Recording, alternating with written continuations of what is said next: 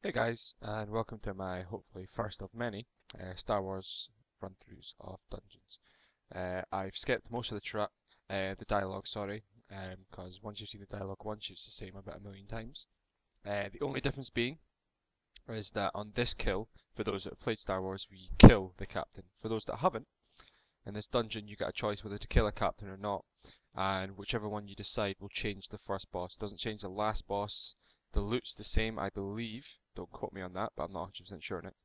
But yeah, so we skip most of the dialogue, and I've times it by 4 because obviously we've all killed trash before. We've all seen what trash kill looks like, and to be honest, it's a very, very simple hard mode dungeon. It's the first one you should do, and it's the easiest daily by far. So there you go. You saw we skipped that dialogue there. To have a dialogue there, we decide to kill the captain for disobeying a direct order, and now we have to go kill the robot. Story behind it is that the captain realizes the escape pods that the enemy fires are actually attackers, and the new captain doesn't. So it's a very simple boss, tank and spank. He spawns droids, avoid the drone. If you look at the guy on my frames at the bottom, that's what happens if you don't avoid the drones. You die. Apart from that, it's a very simple tank and spank fight. Don't get hit by the big flying droid.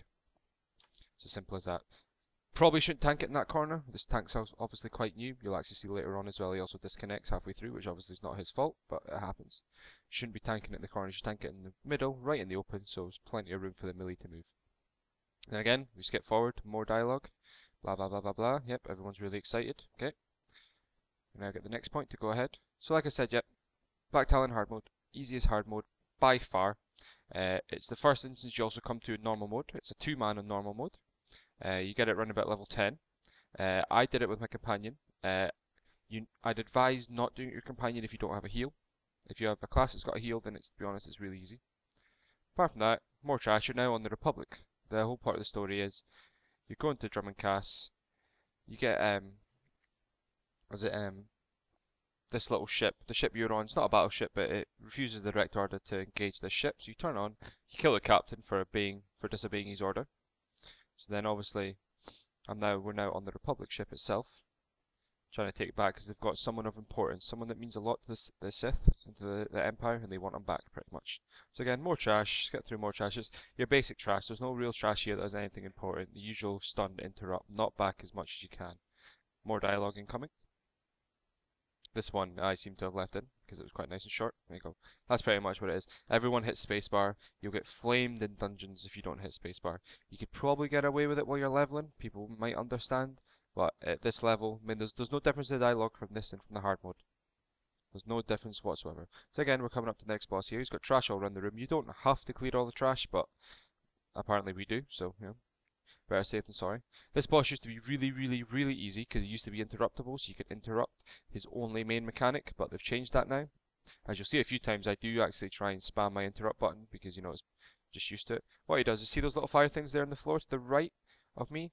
He does a cast, places them down in his target location, and that's it. So it's just tank and spank, but the tank just needs to move. And with this tank, as you can see, decides to stand in the fire. I actually end up gripping him out of the fire just for him to run back in. But you know, because I'm that good, he stays alive. And also because I massively overgear this place. You know, I'm full of kata, this place is meant to be just as you start. Yep, fire is bad, kids. Fire is bad. So yeah, as you see me, I'm going through all my little stuff here. Trying to go through my talents there, trying to remember what my / Inquisitor was.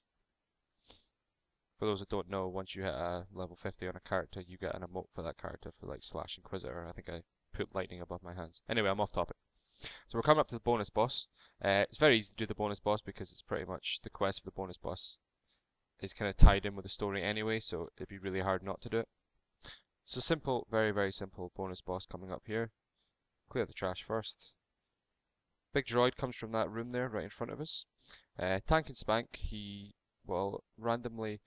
He does 2 abilities. He does that big kind of channel cone attack, which is quite a bit of damage. Just make sure you've got the person bubbled and heal them through it. He also does a smash, which you can interrupt, and you should interrupt. Again, we don't really interrupt. I end up having to interrupt it constantly as well, even though we have, you know, 2 melee, but hey. And that's it. So he charges a channel on someone which is not interruptible. As a Sith Sorcerer, what I suggest doing is saving your bubble for it, bubble them, channeling and innervate. That's all you really need. His other one is smash. At this level, gear level, this group, it's not so bad. You can let it hit it, but if you're just starting out, probably still in crafting and social gear, you know, random blues and greens you found throughout the place, it's definitely worth interrupting it because it can hit for quite a lot in the low levels. But obviously we've got a tank here, I think it's like 22k health, and this is also pre-nerf assassin tank, so he absorbs so much damage and so much self-healing, it's not a problem. So I'm actually making this, I'm actually recording this roundabout as 1.3 has been put on live, so it'll be quite interesting. Obviously I've got a friend who's an assassin tank, so it's going to be really, really interesting to see how he's going to do in tonight's raid, because obviously before the debuff, he was amazing. Right, so what happens on this boss is she has a mechanic where she pulls you towards you, explodes, and if you don't run out, you die. Well, our tank DC'd, so I had to use my companion, as you can see, so we had a bit of problem with this, but we still managed to 3-man it, I'd say pretty well, killed it just as she enraged, and got the free easy loot. And that's pretty much it, guys. Thanks for tuning in, I hope you appreciate the video, and I'll catch you later.